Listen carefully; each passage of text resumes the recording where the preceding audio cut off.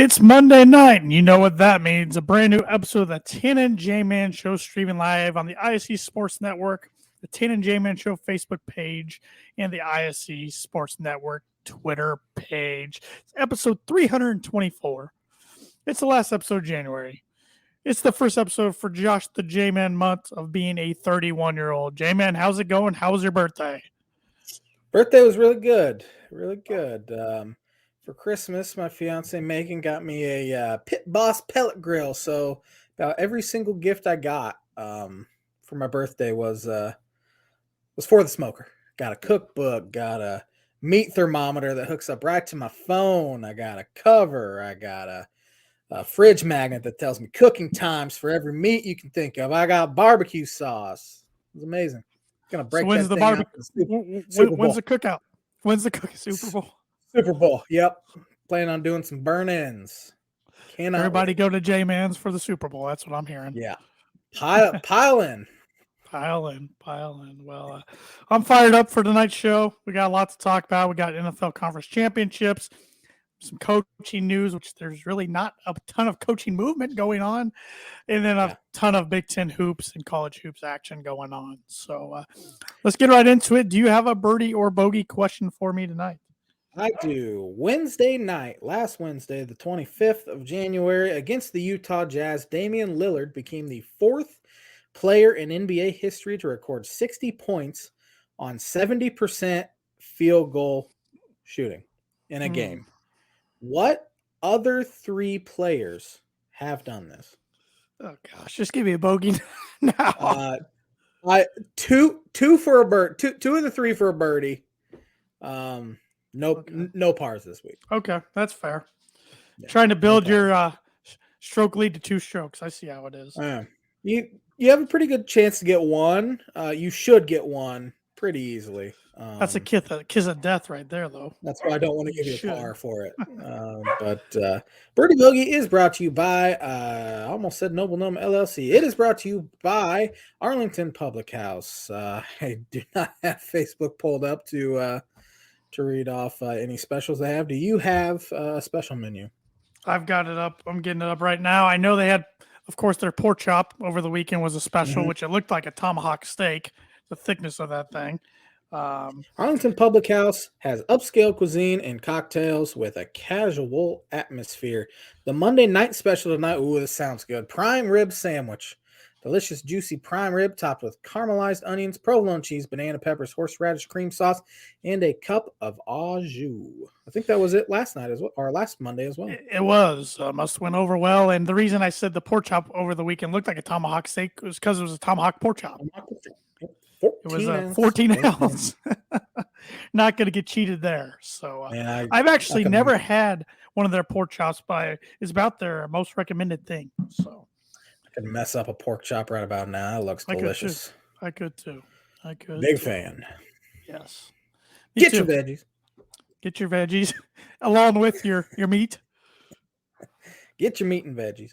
There you go. What do you want to start off with tonight? I say we start off with some college hoops because it feels like we haven't talked college hoops in a few weeks. That's true. We haven't managed our time very well the last couple of weeks, and it gets like 10 minutes left. And we have to fire through it without getting at a proper discussion. So, yeah, man, we're in the thick of things. Almost February. Big Ten race is halfway through. And, crazy. Boilermakers have a pretty comfy lead.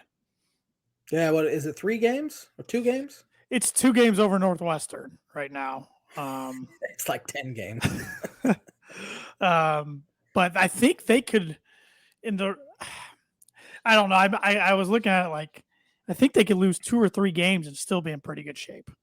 Yeah, they'll be in pretty good shape, especially, I mean, we've talked about it off the air. The Big Ten is down. It's not good.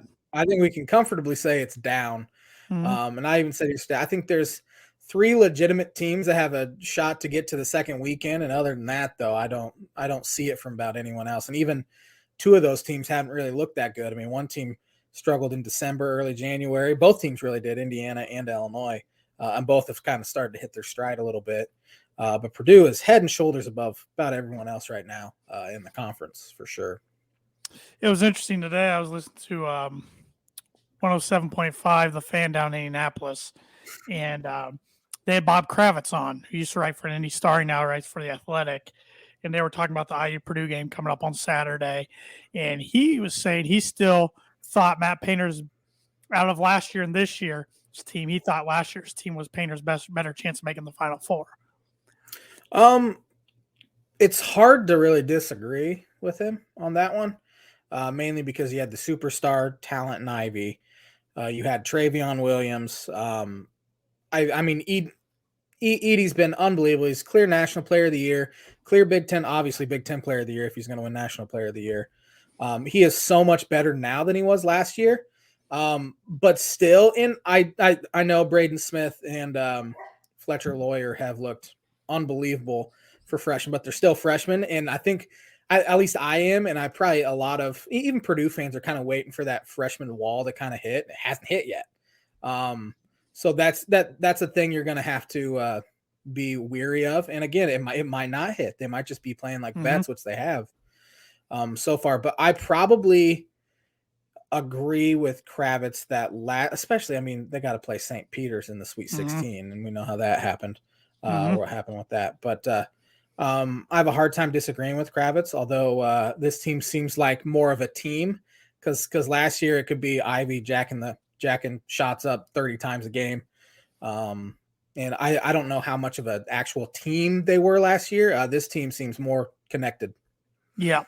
Yeah, I was going back and forth when he said it. I almost think it's this year, and maybe it's just because, they're off to a 21-1 start. And their one loss was by a 1 point loss at home to Rutgers. I don't know. Maybe it's just because I think they got a good chance of getting a 1 seed. And then, of course, you're going to have more favorable matchups there. I guess my worry and concern is if Edey gets in foul trouble, but they've only seen that one time, and that was against Rutgers. So far, it really hadn't happened. I know a lot of Purdue fans are nervous it might happen this Saturday. I'm not too concerned about it. But in that case, then it falls on Trey Kaufman-Wren and Caleb First. And how do those guys respond when he's on the bench for a good majority of the time? So I don't know. Hopefully Purdue doesn't run into that. But it was an interesting question when he answered that. I was kind of surprised by his answer, to be honest. But I get it too. So. Which and a lot of it, as far as people saying Purdue has a better chance now, it has a lot to do with recency bias, because remember that team last year felt like it was a team that could make a run and even win it all. Sure. And of course you're feeling like this year too. They're 21-1 with wins over Gonzaga, Duke, Marquette, which is probably their best win right now on paper. Marquette's looking real good.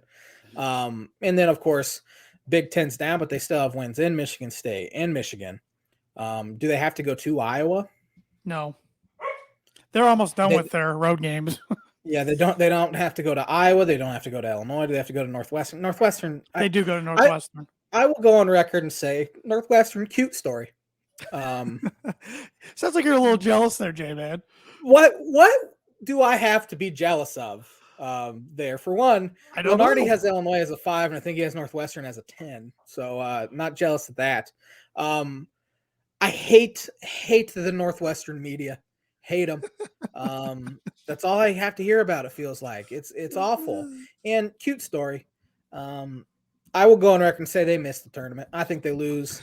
They lose to Michigan. I think Michigan's looked awful. Got killed by Penn State yesterday in embarrassing fashion. I think Michigan beats them this week. I think that's who they play. Michigan, Northwestern. They still have to go to Illinois. They have to they have to play Purdue. They play them twice. Who's that? Northwestern? No. Yeah. Oh, that's a shame. They do have a win in Indiana and Michigan State. Those are two of the best road Big Ten wins you could possibly have. Even though, and especially Indiana now, I think Michigan State's not that great. But I will go on record and say they missed a tourney. Northwestern. All right, book it down. Book it. January 30th. Book it. But outside of that, I mean, Purdue's last week was they swept the state of Michigan for the season because they don't play Michigan again. They went up to Michigan and won a game that was closer. The score was closer than the game really was.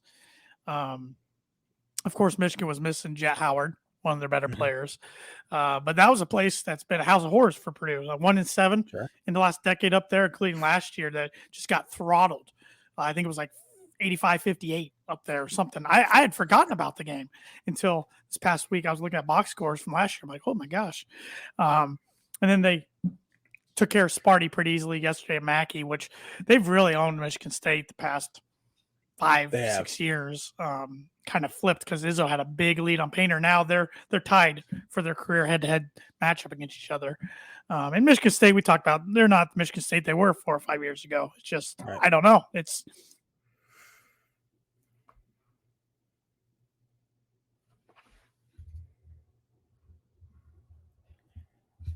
I have somehow lost your sound. I don't know if it's you or if it's on my end, but I have lost you.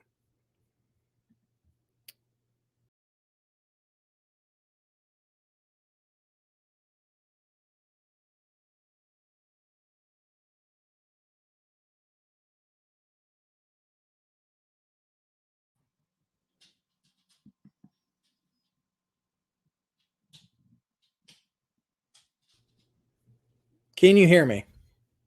Hello, Tanner. Well, if we're still live, because Tanner is no longer in the stream, yeah, Purdue's playing well. I don't even remember what we were talking about, to be honest.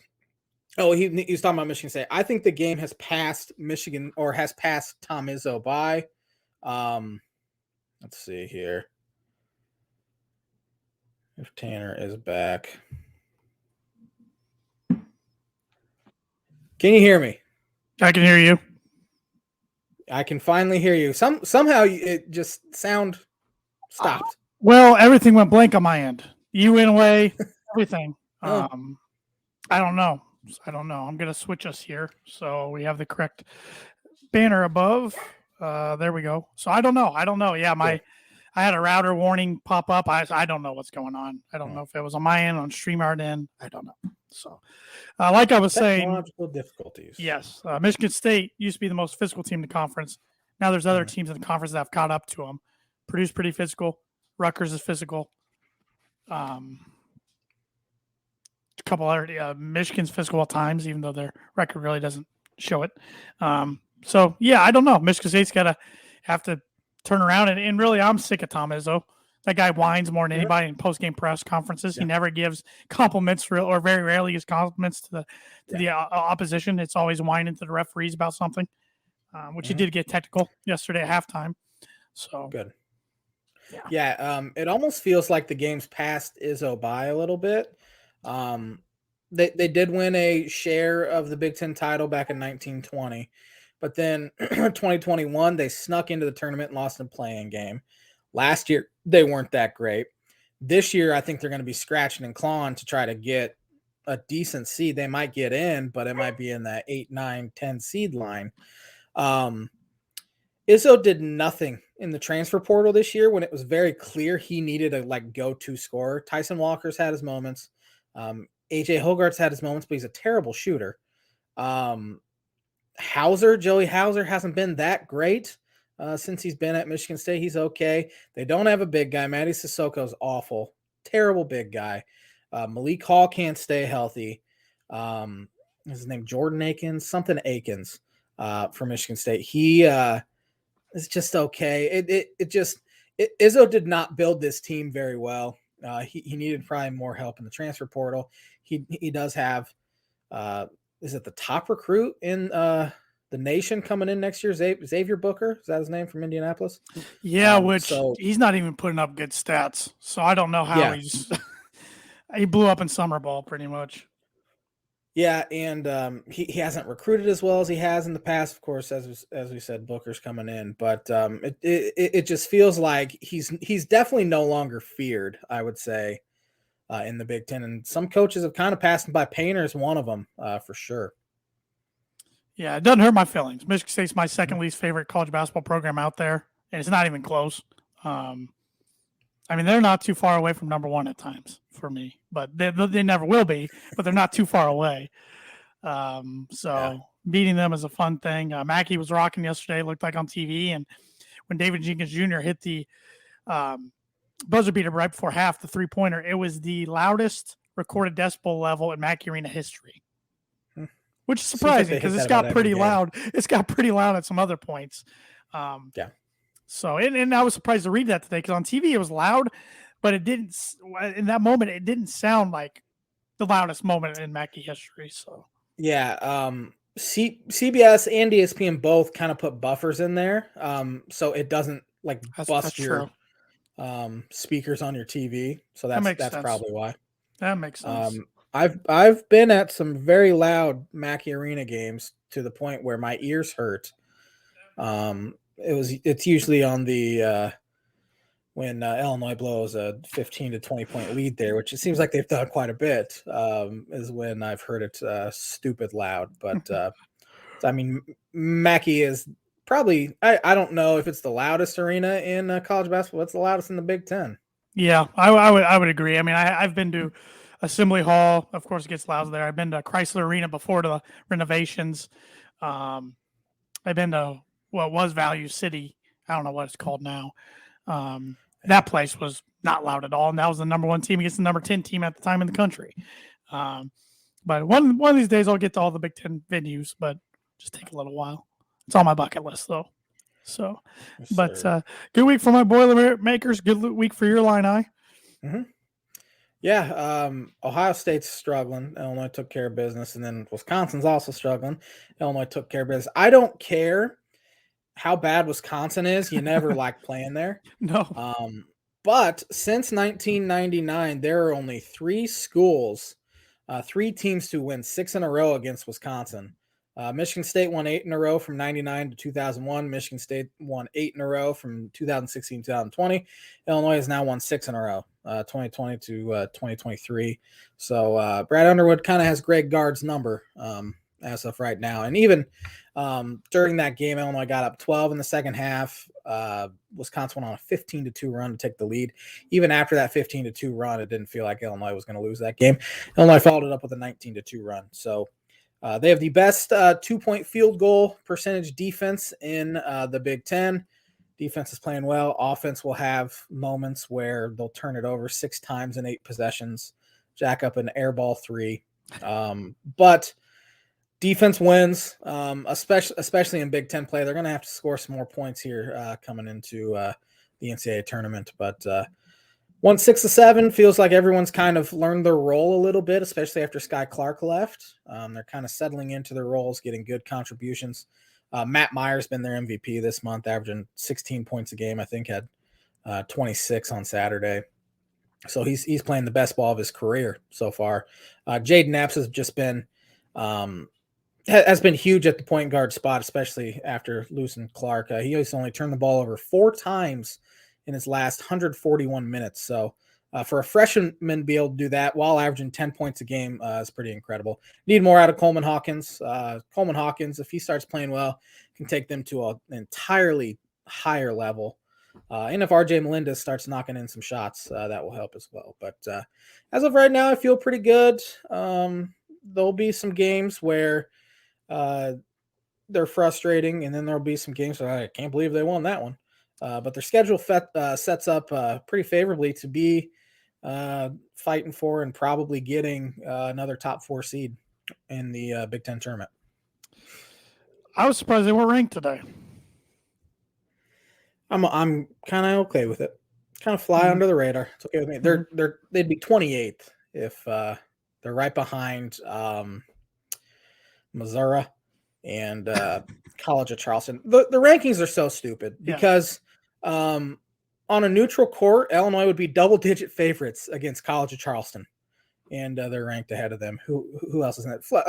Like when Florida Atlantic was in the rankings? Is that who got in for the first time ever? Mm-hmm. Illinois would have been 15-point favorites. That's what the rankings are so stupid. Getting some of these teams in, but here's what it is. Honestly, I don't care. No, rankings don't mean anything till March. Yeah, till there's 1 through 68. 1 through 68. Yep. So, Indiana's hot, like you said, one of the hotter teams in the country. They survived a scare up at the barn in Minnesota. Oh, was it ever a scare? And then turned around, took care of business of a reeling Ohio State team, as you mentioned, pretty easily. Well, really, it was close, and then Ohio State just kind of quit for like a 3-minute stretch, and Indiana just blew them out during that 3-minute stretch. This week they go at Maryland tomorrow, which will not be an easy game. Maryland's a tough place to play. And then they host Purdue on Saturday. Purdue's making their trip, ranked number 1 for the first time ever going into Assembly Hall. This is only the third time because IU jumped in the rankings today ranked at 21. So Purdue and Indiana are the only 2 Big Ten teams ranked, which I believe is the first time they've ever matched up when they're the only 2 Big Ten teams ranked. But this is only the third head-to-head Purdue-Indiana matchup since 2000 where both teams are ranked. It's crazy. Yeah, it's kind of crazy to think about, but really, I mean, Purdue's been pretty solid for the past 6 years. Indiana's had a lot of hiccups the past 6 years. Before that, Indiana was real good, especially in 2012, 13. Purdue was awful. And then before that, I mean, they had some decent teams, but when they matched up, just one of them wasn't ranked or neither weren't ranked. This is only I believe this will be the 18th time in the series history since the AP poll came out in the 80s where both teams are ranked at the same time. Wow. Which Indiana's, I think, up 10-7 in series all time in ranked games. Last time they were both ranked was 2016. Indiana won on by 4 points. There was a late goaltending call on AJ Hammond's down there. That was a game Indiana got big. Purdue came storming back, but it was just a little too late. But but both teams got to take care of business first. Indiana's got Maryland on the road, and Purdue's got a dangerous Penn State team at home. A team they've beat once, but Penn State just blew Michigan out of the water by 30 yesterday. And if they're hitting, they can turn a game sideways quick. Yeah, Penn State's one of those teams that they're arguably one of the scariest teams to play because they shoot so many threes and they make so many threes that that'd be a loss at home that you're sitting like that could drop you down a seed line. Even though I think Penn State has a chance to get in, I think Lenardi had him in his last 4 in today, so they're a good team, but a dangerous team with their ability to shoot the ball. Well, and the Micah Shrewsbury factor is always scary. Scary for Purdue too, because he knows Matt Painter and some of those players, better than anybody else in the conference. He's a good coach too. Yes, he is a very good coach. Yeah. But let's go through. I was going to talk about that Indiana-Minnesota game a little bit. I didn't watch any of it, so please do. I watched pretty much the whole thing. Minnesota kept hitting shot after shot. Jamison Battle gave him the lead. And then they stopped running offense the final 4 minutes. They just played hero ball, get down into shot clock. Somebody jacks up a terrible 3, barely hits rim. That's the only reason why Indiana won. And of course, Trace Jackson Davis, if it weren't for Zach Edey, he would be the clear Big Ten player of the year. He has been absurd, getting 20 boards, 20 points, 5 assists. Like he has been stupid the past 3 weeks or so. Does he return next year, you think? He might. I don't see him in the NBA. I mean, maybe some of these guys need to learn from Kofi's mistake, because Kofi could be making about $750,000 more than he is now if he would have come back. Kind of like Zach. I think Zach Edey might get drafted just because he's so freaking big. But yeah, and then he had an offensive rebound and put back on a free throw miss with about 40 seconds left to give him the lead. But Minnesota should have won that game, and Minnesota, being the worst team in the Big Ten, found a way to lose it. And then, of course, they blew out Ohio State over the weekend. Indiana did. But, it's a fascinating matchup with Edey and Trace Jackson Davis, because, of course, Edey has the size, but, man, Trace is one of the most, if not the most athletic 6'10" and taller guy I've seen in Big Ten play. Just his ability to finish with one hand, 2 hands, in traffic, just dunking over everyone. It's an interesting matchup. Yeah, it'll be fascinating because there's 2 totally different styles. Last year, Trace Jackson Davis got 2 quick fouls. Purdue got him in foul trouble. And if you would have told Indiana or Purdue fans before that game, Trace Jackson Davis got to get 2 quick fouls, you're thinking Purdue's got to run away with that thing. Mm-hmm. But it actually helped Indiana out. They went small ball and they shot the ball well that night and ended up winning a close game. So we'll see what happens Saturday. But like I said, both teams got games they can't overlook before that. So a good slate of Big Ten games this week. Yeah. Starting on Tuesday night, we have Nebraska at Illinois. I think Illinois wins this pretty easily. Illinois 14.5-point favorites. That seems about right. Illinois does not play as well at home. It's a frustrating. Maybe I'm just expecting them to blow every single team out at home, but they've already lost a few home games. They kind of struggled early against Wisconsin, Michigan State, and Ohio State, and then found ways to win. But they shouldn't have any issue with Nebraska. They can't overlook them, though, because they have at Iowa on Saturday. So Can't overlook anybody in the Big Ten this year. You can't. Everybody's beating each other up. So. Yep. Indiana at Maryland.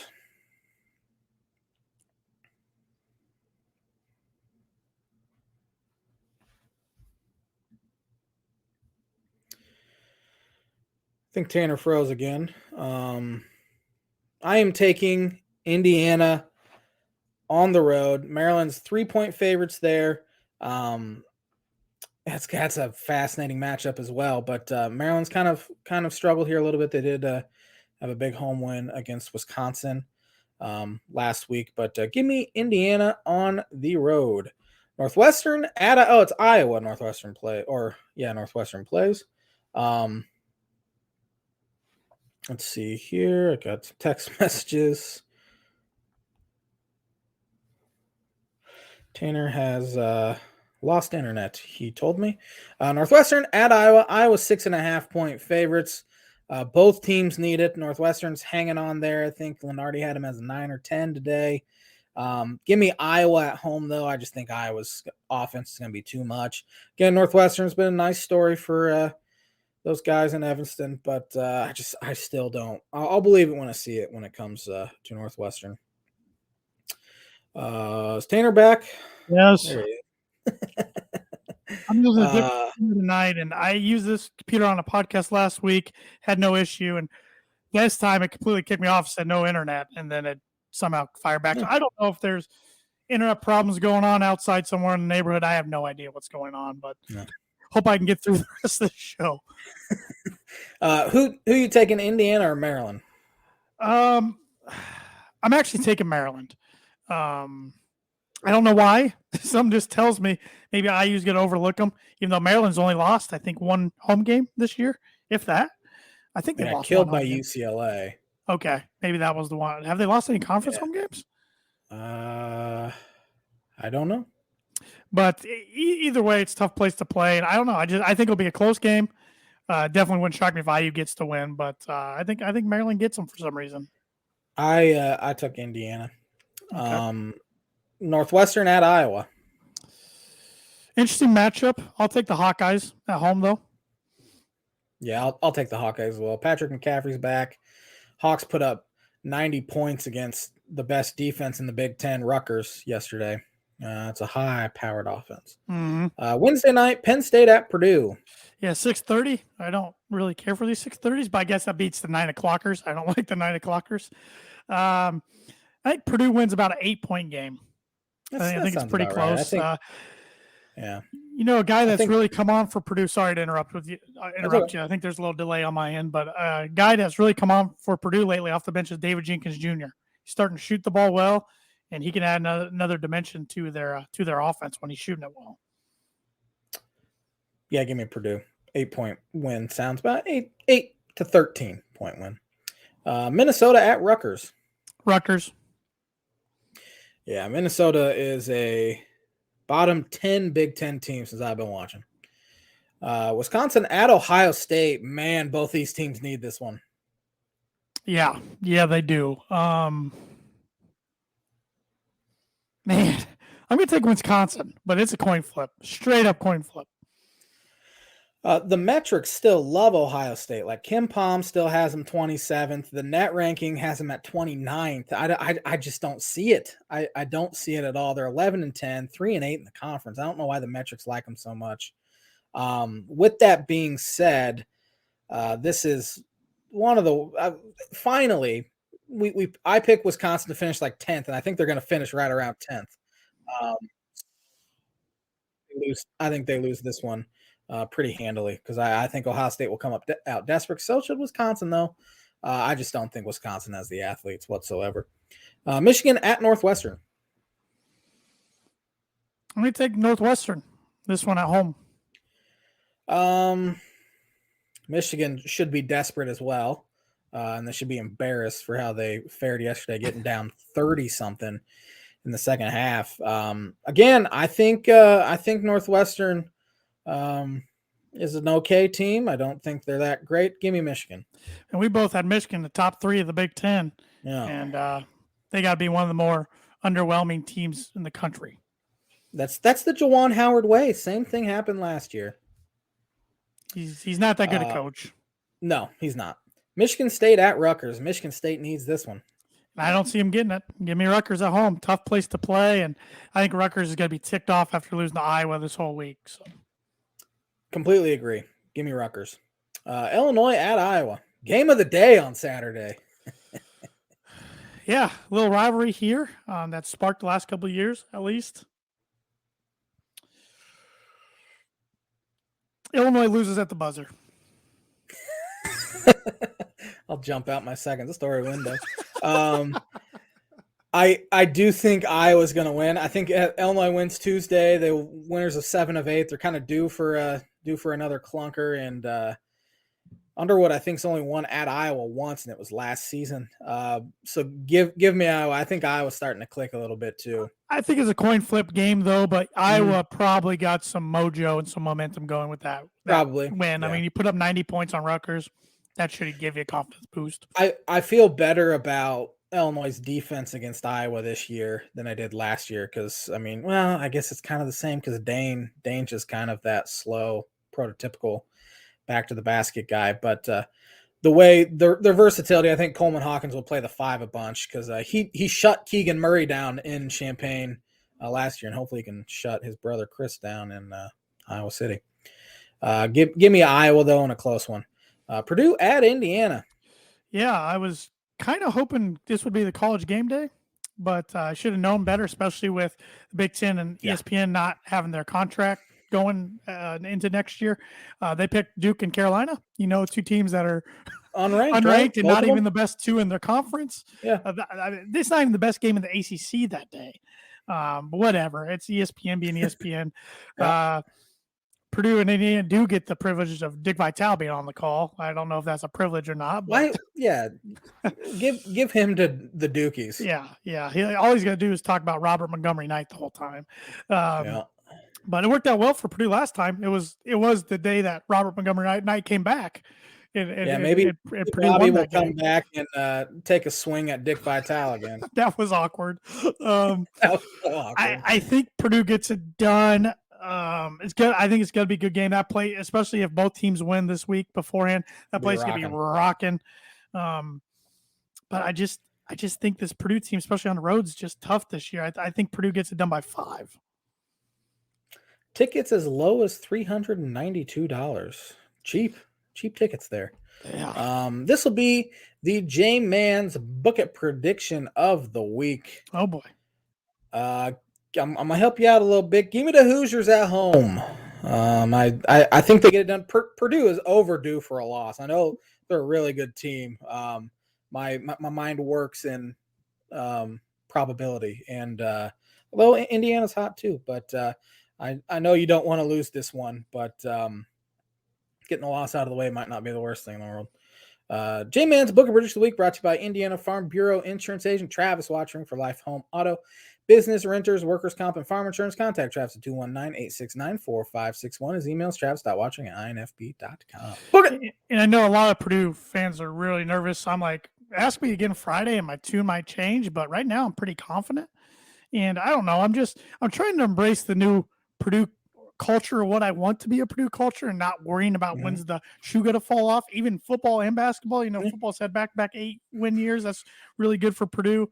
Basketball, Painter's had them rolling the last few years, and it looks like they're going to have good teams in the future with some incoming recruits, and they could get everybody back except David Jenkins next year. And it's just like, yeah, I'm enjoying the ride, of course, because you never know when it's going to end in March. But like, why can't we have good things and start, just winning, have a winning culture? So I don't know. Which Painter's built. The fan, every fan base is doom and gloom, but yeah. The fans in West Lafayette are a different breed. Yeah, it's just always. I'm just tired of always waiting for the bad to happen, and and I get it. With history speaks. I understand the feeling, but I'm like, let's just be confident. Let's go into every game just being confident, and get nervous during the game if it's not going good. And honestly, who cares how the fans are feeling? It's all about how the team's feeling. I know. Just I've tried to ease myself, I guess. Yeah. I don't want to stress. People always tell fans, now don't look ahead to this game. Fans can look ahead to whatever game they want to. Yeah. As long as the players don't, you're good. College football fans look to 2026 schedule already in the making. So, Maryland at Minnesota, tickets for as low as $8. A little different there. Maryland. Yeah, give me Maryland. Minnesota's not winning another game this year. Ohio State at Michigan Sunday afternoon. The game, as they call it in football. Give me Michigan. I think it's a bad week for Ohio State. Ohio State's only 1-6 on the road. Michigan's lost 3 home games. That loss to Central Michigan. Central Michigan's 6 games under 500. They're terrible. I think Ohio State gets it. I think Michigan wins in Northwestern and loses at home to Ohio State. Penn State at Nebraska. You can get into this one for as low as $3. I think Penn State wins this one. I don't see Nebraska winning too many more games. Agreed. Northwestern at Wisconsin. A lot of games this week. I'll take Wisconsin to this one. I feel better about picking Northwestern at home than I do on the road. Give me Wisconsin as well. I think Northwestern goes 0-3 this week. You're a hater. I hate them. I'm an admitted hater of Northwestern. Anything other college hoops wise? I didn't watch a lot over the weekend. Busy doing other things, but I watched a decent amount for really the first time. It was interesting to see Oklahoma take it to Alabama. Yeah, a team that a lot of people were saying they should have been ranked number 1, which again, rankings don't really mean anything. It's up for grabs this year, man. It's up for grabs. It really is. There's no team you really fear. And I mean the ACC's down, the Big Ten's down. I think the Big 12's the best. Big 12 stacked, college basketball. But yeah, it feels like it is that way most of the years, but it really does feel like anyone can win it. Like a 7 seed could win it this year. Yeah, who knows? There's just between the number 1 team, which is Purdue right now, and say the 25th team, it doesn't feel like there's as much separation as there usually is. Yep. Yeah, I mean, that's, good case in point. Do you want to get educated real quick? I do. On this day in 1958, MLB Commissioner Ford Frick announces that players and coaches, rather than fans, will vote on selections for the All-Star Game. Vote returns to the fans in 1970. Ford Frick. Say it fast 5 times. Actually, please don't, because I don't want to have to hit the dump button. Sounds like I'm cussing. On this day in 1971, UCLA starts 88-game basketball win streak. 88 basketball game. That's hard to even comprehend. Yeah. Yeah, that will never be broken. On this day in 1983, who won the Super Bowl? Don't look at your... I don't have it up anymore. I have it, but it's just not up in the room. Why do I'm probably wrong. No, that was the next year. Oh my gosh, I don't know. Steelers? I have no idea. The Washington Redskins beat the Miami Dolphins 27-17. I almost said that's the year the Dolphins lost, but I thought it was the next year. So they lost in 83 and 85. Okay. Can you name the MVP of that Super Bowl? Of the Redskins? No. Yeah. John Riggins. He's a good one. On this day in 1994, who won the Super Bowl? 94. This is okay. So is it the 93 season? 93 season. Super Bowl played in 94. Okay. It was Super Bowl. See if I can do my Roman numeral math here. 28. It's either the Cowboys over the Bills, or it was the it's either Cowboys over the Bills, Niners over Chargers, or Steelers over Cowboys over Steelers. One of those is correct. I think 90. I think it was the I'm going to go Niners over Chargers. You're wrong. This is Cowboys over Bills. Cowboys over Bills. I MVP was Emmitt Smith. I struggle so bad. I can do give me the Super Bowls, I can do them, but give me the year, then I psych myself out. Who won Super Bowl 34 on this day? 2000. That was the Rams over the Titans. It was. Yeah, because 33 and 32 were Denver, so I knew that one. On this day in 2022, Cincinnati Bengals beat the Kansas City Chiefs 27-24 in the AFC Championship. Yep, and we'll talk about Stadium. We'll talk about that here in just a moment. So all you got for on this day? Do it. And I don't have the read up, like I said, because I'm using a backup computer tonight. But the On This Day is brought to you by, like it is every week, Mooney Woodcrafts. Mooney Woodcrafts is 100% hand cut wooden custom sign, growth chart, anything wooden pretty much they can make for you. It makes a great addition to any home, office, garage, man cave. Like I said, they can build signs, growth charts. I've been working on a cool Star Wars designed one. So not just sports, it can be military, it can be Star Wars, it can be pretty much anything you want. Follow them at Mooney Woodcrafts on Instagram and Facebook. Tell them the Tan and J-Man Show sent you for 15% off your order. I need to get my Tan and J-Man Show sign hung back up because I got a Tan and J-Man Show sign. I got a Boiler Breakdown sign, another podcast I do. He's made me a Purdue sign, a Denver Broncos sign. So Thad does great quality work. So just go on their Instagram or Facebook page. Once again, that's at Mooney Woodcrafts. Let them know what you want. Let them know Tan and J-Man Show sent you for 15% off. Let me knock out the word association real quick. I forgot. I meant to do that when we were talking college basketball because it is college basketball related. And I was having internet issues. So being Purdue and Indiana coming up this weekend, I list 6 random Purdue and IU players. 6 each. Man. And gotta let you censor myself. Get to let you yeah, you might hate a few of these. Oh, I know you hate a few of these, but some of them I have no idea how you feel or what you think of them. So that's why they're from all different years. So we'll start with Purdue with PJ Thompson. Man, he was steady. That's the one thing I can think of. Steady. He's the guy, never turned the ball over. Ever. And he was surrounded by great players like Vince Edwards and Isaac Haas and then Carson Edwards. Was for 2 years maybe with Carson? Yes, freshman, sophomore year. 2 years. In the Midwestern Cowboy. In the Midwestern Cowboy. Good point guard to have if you didn't want turnovers, which you don't. Yeah, hit some big shots too. He did. Yeah, pretty good shooter. Then I'll go one Purdue, one Indiana. Where's PJ's brother at? He's at Florida Gulf Coast. He was terrible. Yeah, I think he's averaging in the teens this year. So that's not bad. He's doing all right. Juwan Morgan for the Hoosiers. He was good. He'll be a guy that goes down like 10 years from now. You're like, man, that guy was underrated because those teams weren't very good. But yeah, he was a good big guy. 6'8", could shoot it a little bit. Athletic. Cup of coffee in the NBA. Yeah. With the Jazz, I believe. Or maybe he got picked by the Jazz and maybe bounced around a little bit. Yeah. AJ Hammonds. Oh man, he was a guy that never quite lived up to what I thought a lot of people thought he would. He seemed kind of soft, a little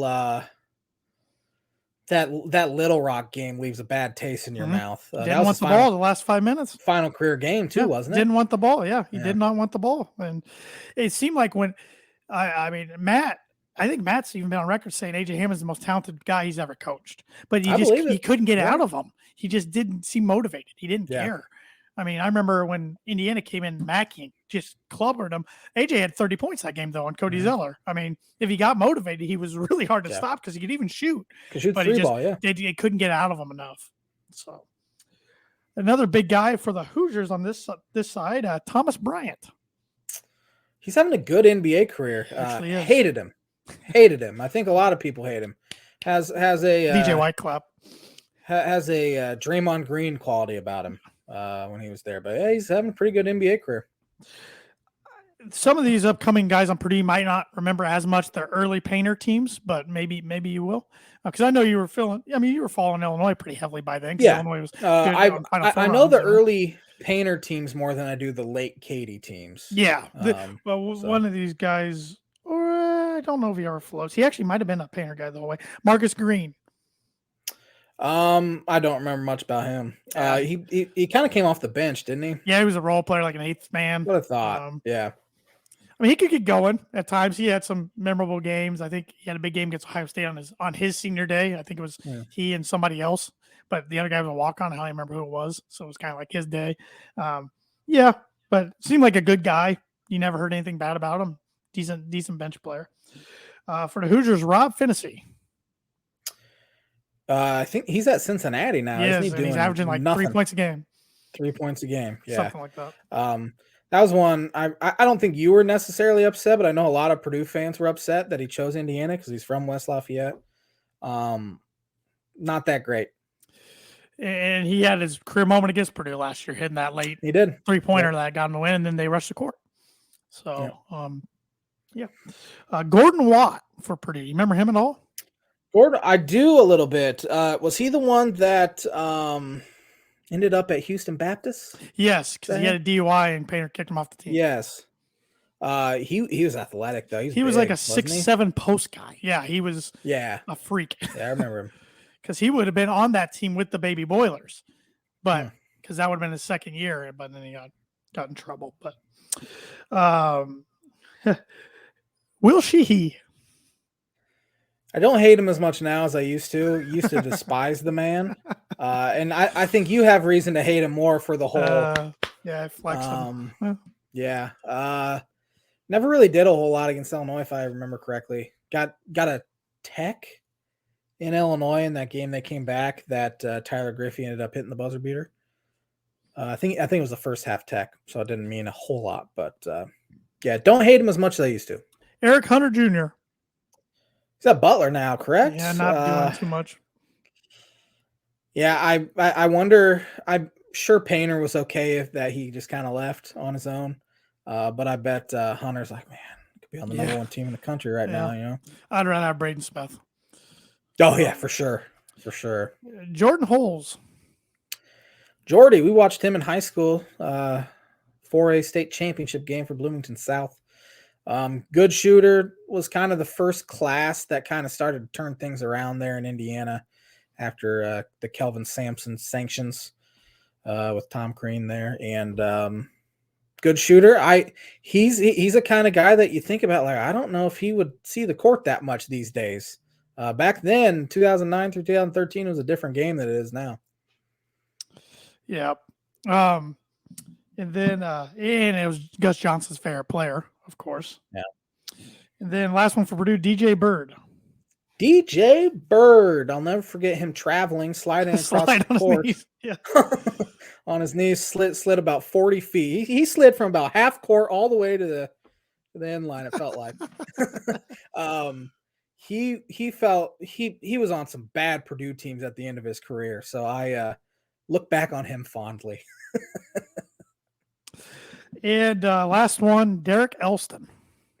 Elston, for all intents and purposes, one of the dumbest players to play at Indiana from some of the stories we've heard. Tipton's own. I remember when he committed there that people thought, oh man, this is the program changer. And he was awful. He was terrible. Could shoot it a little bit, but he wasn't a good player at all. No, he was in that same class with Bird and Bruce Grimm Jr. and Jordan Holes, and he was up there for Mr. Basketball. Was he or was he 2008? I thought he was 9. Maybe he was 8. I'm pretty sure he was 8. Okay, maybe he's a year older. Yeah, but I mean, right around there. Then he was a graduate assistant. He just felt like he was around the program forever. Yeah. So that's going to do it for this week's Word Association segment, which is brought to you by Performer Print 2 Promo Group. If you're looking for a trustworthy, dependable resource for your next trade show, company picnic, or sales meeting in 2023, give them a call. They have over 50 years combined experience in promotional products and commercial print. They strive to be the best, fast, efficient. So you need to look no further. Give Barbara Van Weinsberg a call today. I should know her number off the top of my head, but I'm bringing it up here. At 574-210-3815. You got Stupid computer. All right. Show's almost over, but we got an NFL to talk about. Yeah. The games yesterday, one was bad, one was good, although it felt like it ended bad in Kansas City. I did not get to watch any of the NFC Championship. I watched look like I missed much. About a quarter, and then I got bored with it. Because for one, I don't think the NFC is nearly as good as the AFC was this year. They don't have the quarterbacks. Yeah, that's exactly correct. Brady wasn't that great. Rodgers wasn't that great. The AFC is loaded with quarterbacks now, and the NFC just doesn't have those kind of guys. Then Brock Purdy gets injured early, completely tore his UCL, which if you're a Major League Baseball pitcher, that's Tommy John surgery, 12 to 18 months. They don't think he'll have to have total reconstruction, so he could be out 6 months. But I think that leaves the door open for the most likely spot that Tom Brady ends up. It'd be fitting for him to end his career at his childhood favorite team, on his childhood favorite team. On a team that feels like is cursed at the quarterback spot at this point. So many injuries.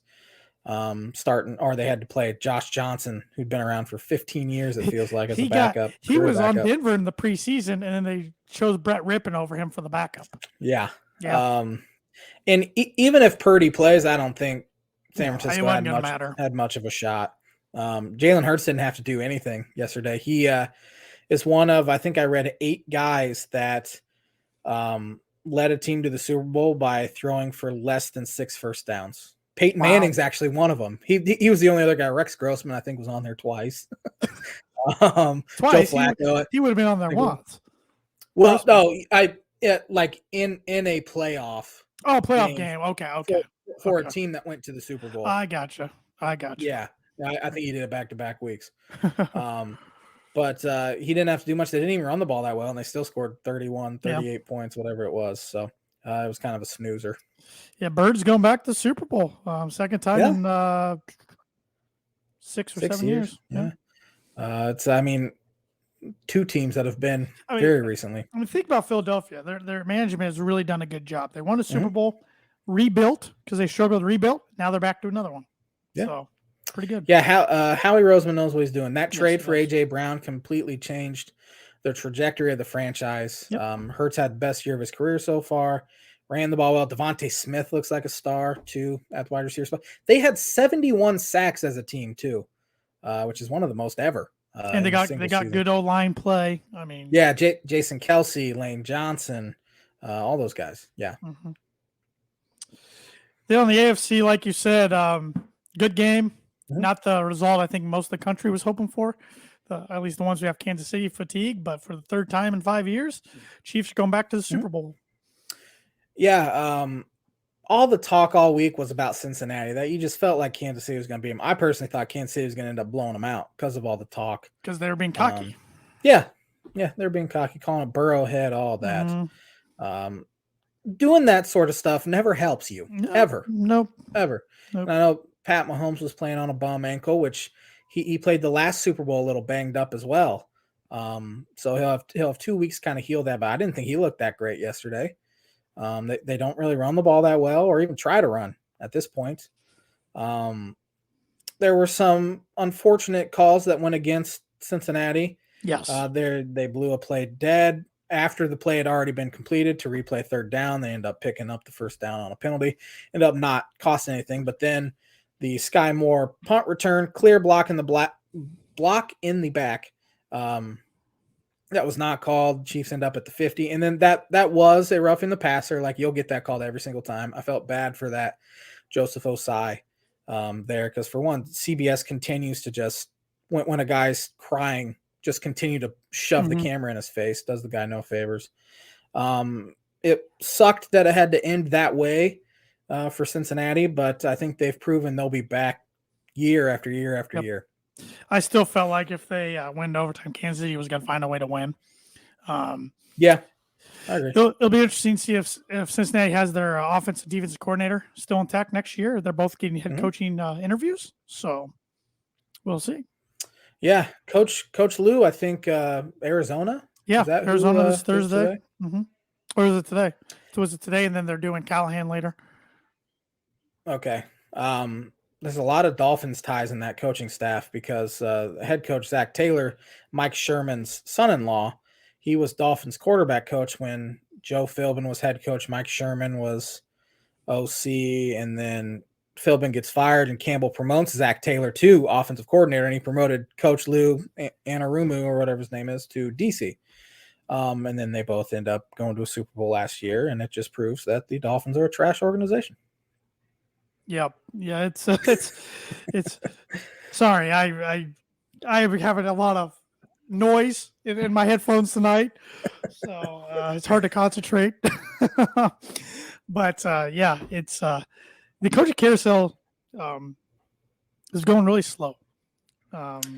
Slowest it seems like it's ever been, too. Yeah, Carolina got their guy in Frank Wright. Looks like Houston's got their guy in D'Amico Ryans. All signs are pointing towards that. But Denver, Arizona, Indianapolis, not sure. Yeah. Not sure. Sounds like at least stuff I've read that Sean Payton's probably leaning towards TV at this point. Yeah, from what I've been, and I just followed Denver's search. From what I've heard from inside reporters, Benjamin Albright's the one I really trust. He seems to be really tuned in. Mm-hmm. He said that Payton wasn't their first choice to begin with. It was Harbaugh, and then Payton just didn't impress in the interview. Huh. So, interesting. But at the same time, how much impressing does Sean Payton need to do in an interview? Right? I mean, he has the track record.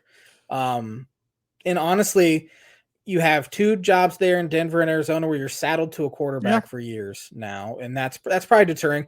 Indianapolis looks like they should end up doing a complete rebuild. So I don't know how desirable any of those three jobs are to a guy like Sean Payton who's used to, winning. Yeah, I don't know. It's I think Denver's got the best roster of the remaining jobs, especially defensively. And then even wide receiver weapons. They got a young running back who's injured, so he hadn't really proven himself. But yeah, quarterback's just the big thing right there. That's the issue. I don't know who they're going to end up with. I still wouldn't rule out Harbaugh yet. I know it sounds crazy, but he has not signed that extension yet at Michigan. And today, Lovie Smith is out there. Today, Adam Schefter threw all Denver fans for a curveball on the Pat McAfee show. He pretty much was talking about how Denver swang big and Harbaugh and Payton. And then he kind of said they're going to swing big, and then he stopped, and he was about to say something, and he detracted, and McAfee tried to get out of him, and he wouldn't say anything. So it's like Schefter knows something. Something's brewing. So something's brewing. I bet it's Kyle Shanahan. You know how much they'd have to give up for him, though? Yeah, it wouldn't be worth it, but maybe he's just like, man. I mean, can't win in San Francisco, which is crazy because his quarterback situation has been so bad, and he's still almost winning. Because after Schefter did that, he said, right after he said that, and he says, if the Colts can bring in Jeff Saturday, then why can't Denver bring in Pat McAfee? Like, just saying, like, an ex-player. And when he said that, I'm thinking, oh, God, does he mean, like, Peyton Manning? Like, as in, like, a former player? Because why would you shift? That's just where my head went. I'm like, are any former players like assistant anywhere? Not that I know of. Not that I can think of. So I don't know. It's gonna be interesting. But I'm ready for it to be over because I thought it'd be over by now. And like I said, the Colts, I have no idea. They interviewed like 14 guys. So yeah, Colts are a dumpster fire under Irsay. He's the problem. He is the problem. A lot of owners are the problem. But Birdie Bogey time. Any more NFL thoughts?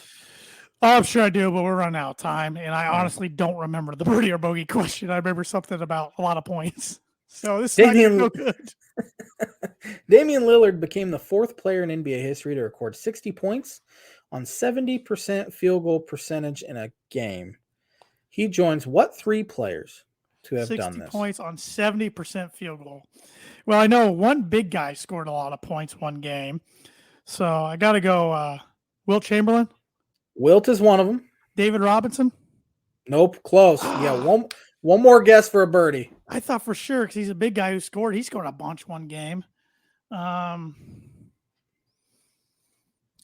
David Robinson. What other big guys have scored over 60? I don't think Shaq ever scored that much. Michael Jordan. Mm. He didn't do it. David Thompson, which that's why I said 2 out of 3. Yeah, I wouldn't 2 got out of that. 3 for a birdie. Karl Malone, the mailman. Oh, I didn't even know he scored 60. I didn't either. Huh. He is the, what was he, third highest scorer? Right. Makes sense. Player ever? Good question. Man, I'm 3 over par. You're 1 over. You're taking commanding lead already. Just call it now. No, not stopping the count. I mean, I think we ended up tied last year. We did. After I had a pretty big lead. So. We did. Thanks for watching the Tan and J-Man Show live on the ISC Sports Network. We'll be back at it next Monday with another episode. Have a fantastic week, everybody.